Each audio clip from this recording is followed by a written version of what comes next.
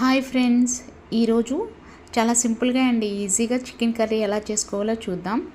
దీనికోసం first 2 onions తీసుకోవాలి, 2 tomatoes, 2 chilli ఇలా చిన్న చిన్న పీసెస్గా కట్ చేసుకొని పక్కన ఉంచుకోవాలి.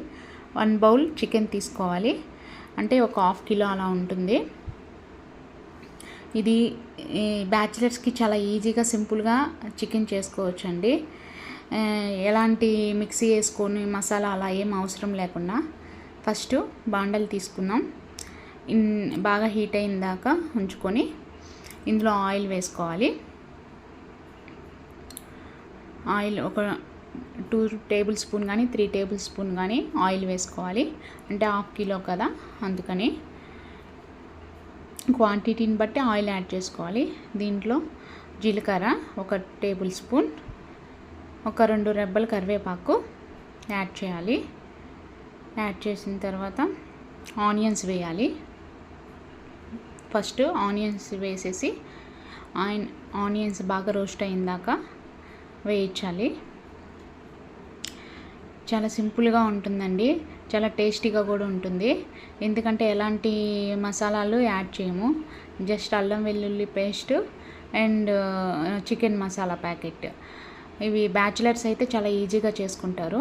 ఇలా ఆనియన్స్ రోస్ట్ అయిన దాకా ఉంచాలి.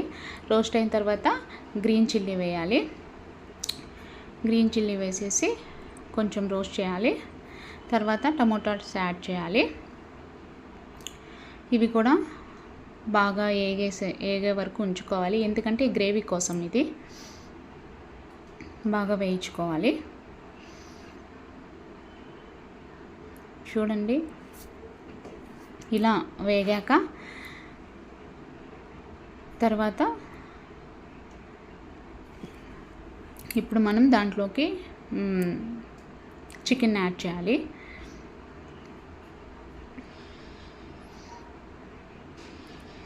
చికెన్ యాడ్ చేసిన తర్వాత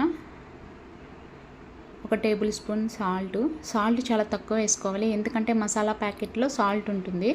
నెక్స్ట్ చివర్లో కావాలంటే వేసుకోవచ్చు, అందుకని సాల్ట్ కొంచెం వేయాలి.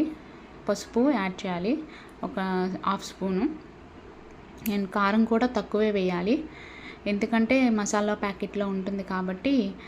అల్లం వెల్లుల్లి పేస్ట్లో కూడా సాల్ట్ ఉంటుంది, అందుకని చెప్పి చివర్లో యాడ్ చేసుకుంటే సరిపడినంత సరిపోతుంది. ఫస్ట్ కొంచెం లైట్గా ముక్కలకి పట్టే అంతవరకు కొంచెం వేసుకుంటే సరిపోతుంది. ఇలా మొత్తాన్ని ఒకసారి కలిపేసేయాలి. కలిపేసాక దీన్ని ఇంకా అట్లా పెట్టేసి మూత పెట్టేసామంటే నెక్స్ట్ ఇంకా మనం మూత పెట్టేస్తే వాటర్ అవే వస్తాయి దాంట్లో నుంచి. ఆ వాటర్ వస్తాయి. ఆ వాటర్ ఇంకే వరకు అలానే మళ్ళీ మూత పెట్టి కొంచెం సేపు ఇంకొక 10 మినిట్స్ ఉంచితే వాటర్ ఇలానే వస్తాయండి. హైలో పెట్టండి ఫస్ట్ స్టార్టింగ్లో, ఎందుకంటే ముక్కకి బాగా ఉప్పు అవంతా పడుతుంది. తర్వాత అల్లం వెల్లుల్లి పేస్ట్ యాడ్ చేయాలి. ఇప్పుడు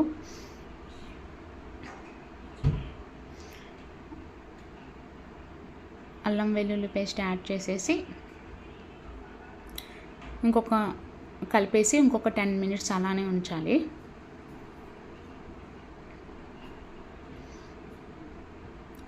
అప్పుడు అల్లం వెల్లుల్లి పేస్ట్ కూడా వేగిపోతుంది, స్మెల్ ఉండదు. తర్వాత 10 మినిట్స్ తర్వాత వాటర్ పోయాలి. వాటర్ క్వాంటిటీ అంటే ఒక పెద్ద గ్లాస్ వాటర్ పోస్తే సరిపోతుంది. 1/2 కిలోకి చూసుకోండి, ముక్కలు మునిగేంత వరకు పోసినా సరిపోతుంది. మూత పెట్టేసి ఒక 15 మినిట్స్ తర్వాత మళ్ళీ చూద్దాం. 15 మినిట్స్ తర్వాత చూస్తే ఇలా ఉంది. సో నెక్స్ట్ అవి వాటర్ అంతా కొంచెం తక్కువ అయ్యే వరకు ముక్క ఉడికేదాకా ఉడికించుకోవాలి. మరి హైలో పెట్టద్దు, వాటర్ ఊరికే అయిపోతాయి. లో ఫ్లేమ్ కాకుండా హై ఫ్లేమ్ కాకుండా మీడియం ఫ్లేమ్లో పెట్టండి. తర్వాత వాటర్ దగ్గరికి అయ్యాక అప్పుడు చికెన్ మసాలా ప్యాకెట్ వేయాలి. ఎవరెస్ట్ అయినా పర్లేదు, ఆర్చి అయినా పర్లేదు, బయట దొరుకుతుంది. చాలా టేస్టీగా ఉంటుందండి, చాలా సింపుల్గా జెంట్స్ చేసుకోవచ్చు. వేసేసి లో ఫ్లేమ్ కాకుండా హై ఫ్లేమ్లో కాకుండా మీడియంలో పెట్టండి. ఇంకొక 10 మినిట్స్ అలా ఉంచితే చికెన్ పౌడర్ వేసాక గ్రేవీ బాగా చిక్కబడుతుంది.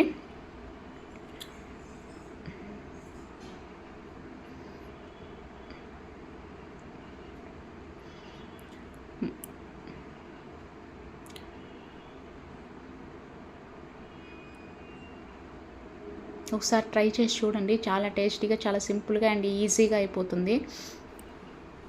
జెంట్స్ అయితే చాలా ఈజీగా చేసుకోవచ్చు, ఎవరి హెల్ప్ లేకుండా. నెక్స్ట్ మనం పుదీనా కొత్తిమీర తీసుకుందాం. చిక్కబడిపోయింది కదా, ఇప్పుడు పుదీనా కొత్తిమీర యాడ్ చేద్దాం.